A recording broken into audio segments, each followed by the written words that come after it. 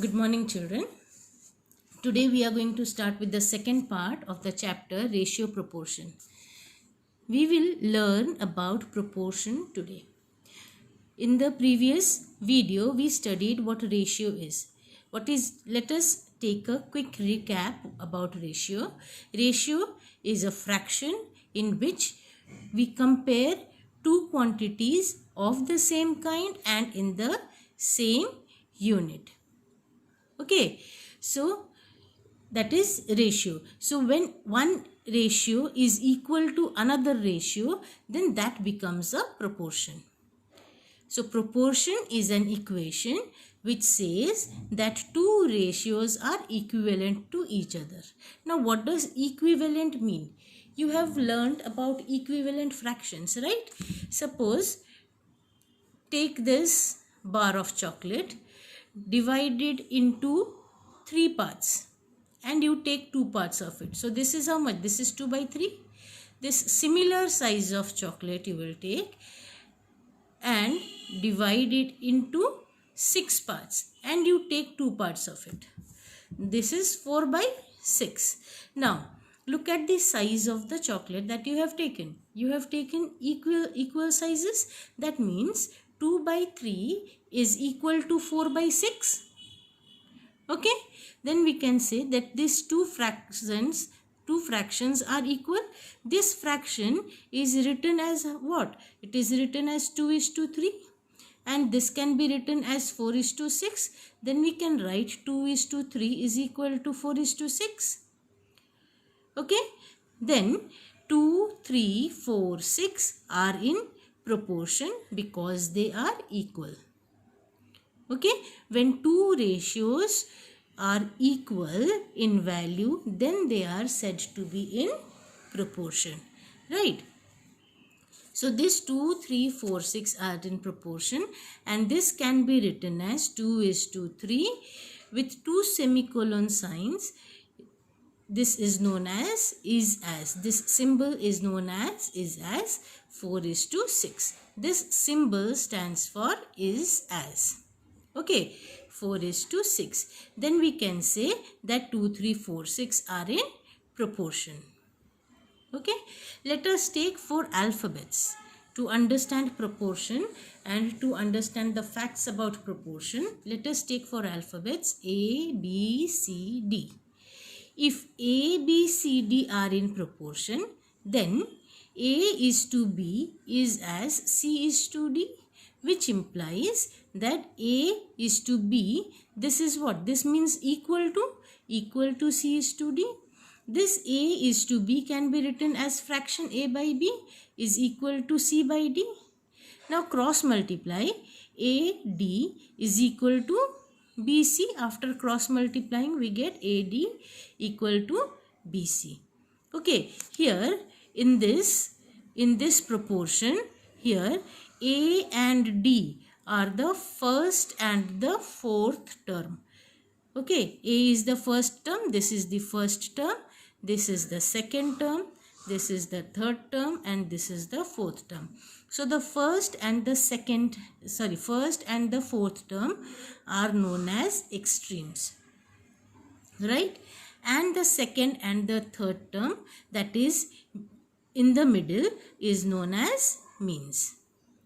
Okay, so here we found out that AD is equal to BC. AD is what? A and D are extremes. That means product of extremes is equal to BC is what? BC is means equal to product of means. Clear? Here AD is equal to BC. So we have found out AD equal to BC. So A and D are extremes. So product of extremes is equal to product of means. Okay. If A, B, C, D, this is another fact that if A, B, C and D are in proportion, then D is what? D is the first, second, third, fourth. Fourth proportional to A, B and C. Okay. D is the fourth proportional to the first 3 terms. Okay. Then if A is to B is equal to B is to C. Sorry. If A is to B is equal to B is to C, this can be written as A is to B is as B is to C. Then A, B and C are said to be in continued proportion. And over here C is what? C is the third proportional because B is common to both. So this C is the third proportional to A and B, right? And B is what? B is the mean proportion between A and C. B is mean proportion between A and C because B is common, B is equal.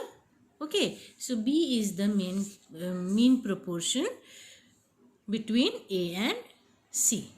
Clear till here? Now, the mean proportion B between A and C is equal to what? Is equal to root A C. How you see? A is to B is equal to B is to C because A is to B is as B is to C. Okay, where we are having only three terms A, B and C. Here C is what? As I told you earlier, C is the third proportion to A and B, and B is the mean proportion. So how do we calculate B? A is to B. This is as means equal to A is to B is equal to B is to C. So A by B equal to B by C. Then when you cross multiply, AC will be equal to B into B. That is, AC will be equal to B square, B to the power 2. Then B is equal to how much? B is equal to root under AC. Clear? Therefore, the mean proportion between A and C will be equal to root under AC. This sign is known as the square root. Okay, then what is the square root of a number? Square root of any number x is that number which when multiplied by itself gives x as the product. Okay, take for example 8 into 8 equal to 64. So when we find out the square root of 64, this we can write it as 64 is equal to 8 into 8. Okay, then when we remove the square root sign, this is equal to 8 is the square root of 64. Square root of 64 is 8. Clear? Either you find it out this way if you know the tables, otherwise you have to learn the tables, otherwise you factorize it. This is 32, then 2 16, then 2 8, 2 4, 2 2. So this is equal to 2 into 2 into 2 into 2 into 2. How many 2's are there? 1, 2, 3, 4, 5, 6 into 2. Okay, now divided into two parts. This is one part, this is another part. Okay, so 2 2's are 4 2's are 8, 2 2's are 4 2's are 8. So 8 into 8 is equal to 8 is the square root. Clear? Sorry, this root sign will vanish. A is equal to 8. So 64 root is equal to 8. Clear? Understood till here?